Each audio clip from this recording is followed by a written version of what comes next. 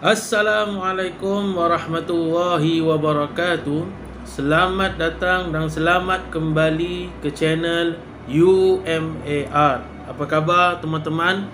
Mudah-mudahan sahabat-sahabat teman-teman dalam keadaan sehat walafiat insya-Allah.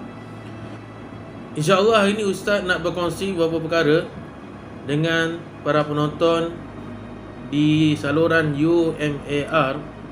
Semasa Ustaz tingkatan 5 dalam subjek sejarah, ada satu topik ataupun perbincangan di antara peperangan 3 serangkai, iaitu peperangan di antara Portugis, Aceh dan Johor. Dalam topik tersebut hanya diceritakan tentang bagaimana perebutan 3 kuasa ini untuk merebut kembali Melaka, yang mana Melaka ketika itu telah jatuh dan telah diperintah oleh Portugis. Jadi penerangan dalam buku ketika itu tak jelas. Dengan keadaan kita seorang pelajar dan tiada input ataupun maklumat tambahan, menyebabkan Ustaz terfikir kenapa mesti berlakunya perang 3 serangkai, khususnya di antara Aceh, kerajaan Aceh dan kerajaan Johor. Jadi baru-baru ni masa PKP, Ustaz ada beli satu buku, iaitu buku Menjejak Hubungan Daulah Osmaniyah dan Kesultanan Melayu Melaka. Tetapi Ustaz rasa Ustaz telah menemui jawapan mengapa boleh berlakunya peperangan 3 serangkai. Saya yakin mungkin para penonton nak mengetahui kenapa boleh berlakunya perang 3 serangkai. Setelah kejatuhan Melaka pada tahun 1511, Melaka tidak lagi menjadi pusat perdagangan kerana Melaka telah dikuasai oleh Portugis. Maka semua pedagang-pedagang Islam ataupun pedagang-pedagang Arab ini mula berpindah ke Aceh. Maka kerajaan Islam Aceh telah menjadi satu kuasa ataupun tempat perdagangan yang paling sibuk ketika waktu itu. Manakala pelabuhan Melaka yang dikuasai oleh Portugis pula menjadi pelabuhan yang kukuh buat kerajaan Portugis dan merupakan di antara tempat penyebaran agama Kristian. Setelah kejatuhan Melaka, maka telah diasaskan kerajaan Johor. Dan kerajaan Johor lama ini, mereka ini bertali arus menyerang Melaka ataupun menyerang Portugis untuk mengambil alih Melaka. Bahkan bukan sekadar kerajaan Johor, bahkan kerajaan-kerajaan Islam di alam Melayu semuanya berperang untuk mengusir Portugis daripada alam Melayu. Pada tahun 1519, kerajaan Kesultanan Melayu Johor telah mengadakan sekatan makanan kepada Portugis yang berada di Melaka. Para pedagang disekat untuk berlabuh ataupun singgah di pelabuhan Melaka yang dikuasai oleh Portugis. Hal demikian menyebabkan Portugis telah menghantar salah seorang utusannya untuk mendapatkan bekalan di Burma. Penguasaan Portugis di Melaka ini mendapat keprihatinan daripada Khilafah Osmaniyah yang berada di Turki. Salah seorang jeneral ataupun Laksamana Osmaniyah bernama Salman Rais telah memberikan satu laporan bagaimana penguasaan Portugis di alam Melayu, yang mana mereka telah menguasai Melaka, yang mana menjadi sebelum itu menjadi tempat pengumpulan hasil dagangan dan rempah ratus. Pada tahun 1537, Sultan Aceh dengan 3,000 orang tenteranya telah menggempur Portugis di Melaka. Maka terjadilah peperangan 3 hari 3 malam. Setelah wafatnya Sultan Ali Muqayyad Shah, maka diganti dengan Sultan Alauddin Riayat Shah Al-Qahar. Nama ni macam nampak sama dengan nama Kesultanan Melayu Melaka ketika itu. Itu Sultan Alauddin Riayat Shah, tapi di sini Aceh nama dia Sultan Alauddin Riayat Shah Al-Qahar. Sultan Alauddin ni juga melakukan ekspedisi untuk merampas kembali Melaka daripada penguasaan Portugis. Jadi banyak kalilah serangan yang dilakukan oleh Sultan Alauddin. Maka Sultan Alauddin ini berfikir bagaimana untuk mendapatkan kembali Melaka, iaitu dengan meminta bantuan daripada Turki Osmaniyah. Maka berlakulah hubungan antarabangsa di antara Aceh dan Osmaniyah, bertukarnya duta dan sebagainya. Maka akhirnya Osmaniyah memutuskan untuk menghantar tentera ke alam Melayu bagi membebaskan Melaka daripada cengkaman Portugis. Setelah kewafatan Sultan Turki Osmaniyah, Sultan Sulaiman Al-Qanuni, maka diganti oleh Sultan Salim II. Hubungan dua hala di antara Aceh dan Osmaniyah terus dipereratkan.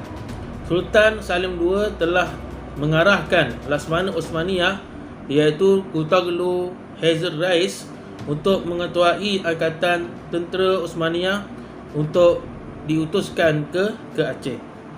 Sejumlah 15 buah kapal panjang, 2 buah kapal besar dan pakar-pakar pembuat meriam diraja telah diutuskan ke Aceh. Namun malangnya berlakunya pemberontakan di Yaman, maka angkatan perang ini terpaksa ke Yaman terlebih dahulu dan akhirnya ke Aceh.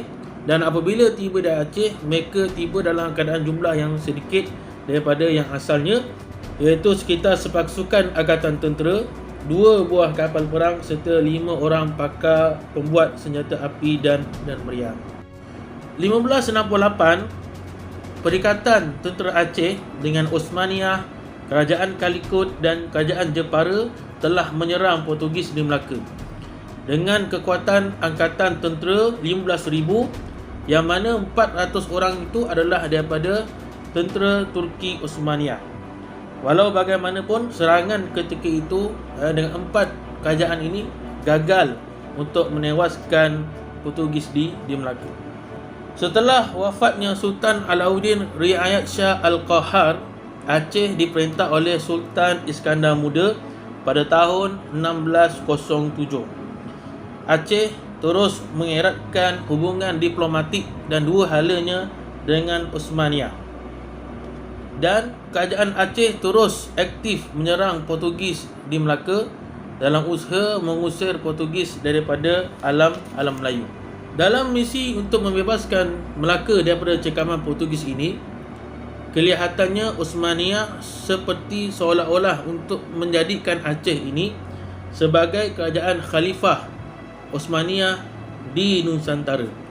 Oleh demikian, mungkin sebahagian mereka berpandangan semua kerajaan Melayu Islam di Nusantara harus tunduk dan bernaung di bawah kerajaan Islam Aceh.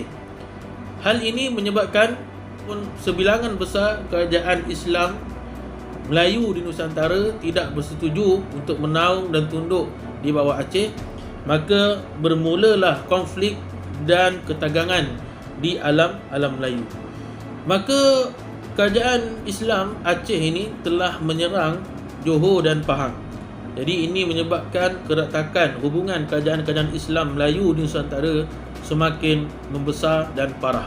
Pada tahun 1629, Sultan Iskandar Muda merancang untuk menyerang Portugis secara besar-besaran. Dan pada kali ini Sultan Iskandar Muda sendirilah yang memimpin pasukan perang dan turut terlibat pembesar-pembesar dan orang-orang ternama dalam kerajaan Aceh, termasuk Syekh Sumat Samsuddin Al-Sumatrai, iaitu seorang ketua hakim bagi kerajaan Aceh. Namun malangnya berlakunya pembelotan. Salah seorang menantu Sultan Iskandar Muda telah membocorkan rahsia kepada pihak Portugis secara senyap-senyap. Oleh kerana nasihat para pembesar, maka Sultan Iskandar Muda tidak dibenarkan untuk mengetuai peperangan demi keselamatan. Maka baginda pulang semula ke Aceh dan angkatan tentera Aceh ini seramai 20,000 orang dengan 236 kapal perang dan dibahagikan angkatan perang dengan 2 pasukan, pasukan laut dan pasukan darat. Zamannya mereka menyerang Portugis melalui Tengkera, Kampung Jawa, Bandar Hilir sehingga tebing Sungai Punggur, menyebabkan asakan daripada darat dan lautan ini menyebabkan kekuatan Portugis kelang kabut dan semakin melemah. Kerajaan Aceh terus menggasak dan akhirnya dapat menakluk beberapa tempat-tempat penting di dalam Melaka.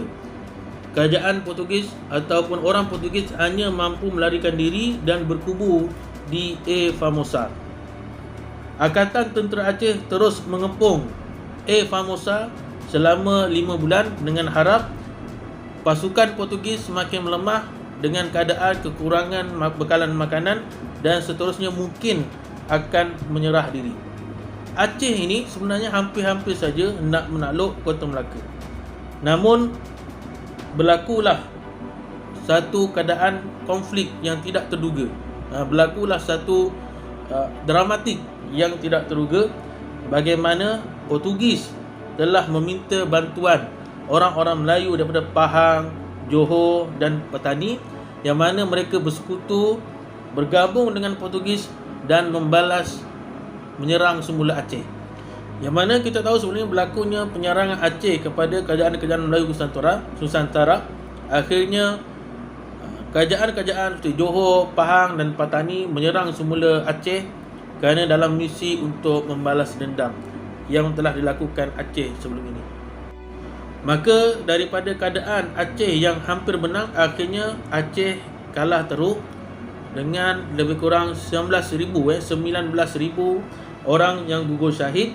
Dan semenjak daripada itu Aceh tidak lagi aktif menyerang Portugis di Melaka. Manakala kekuatan Portugis di Melaka pula semakin lama semakin lemah, dan Portugis ketika itu berada dalam keadaan yang muflis. Dan cekaman Portugis di alam Melayu juga akibat daripada Aceh semakin melemah dan semakin melemah. Dan Sultan Iskandar Muda pun memulihkan hubungan diplomatik dengan mengahwinkan putrinya dengan Raja Ahmad daripada Pahang dan memulihkan hubungan di antara Johor, Pahang, Aceh dan sebagainya.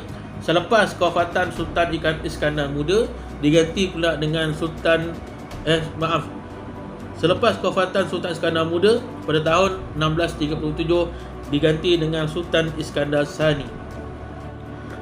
Dan ini adalah sejarah masa lalu yang perlu kita jadikan pedoman, panduan bagaimana pentingnya sejarah ini memberikan iktibar dan pengajaran untuk kita pada masa hari ini, supaya kita tidak mengulangi kesilapan, kesalahan yang pernah dilakukan oleh nenek moyang kita. Jadi segala kekusutan yang berada dalam pemikiran saya, mengapa boleh berlaku perang 3 serangkai ini di antara Johor, Aceh dan Portugis, inilah jawapannya.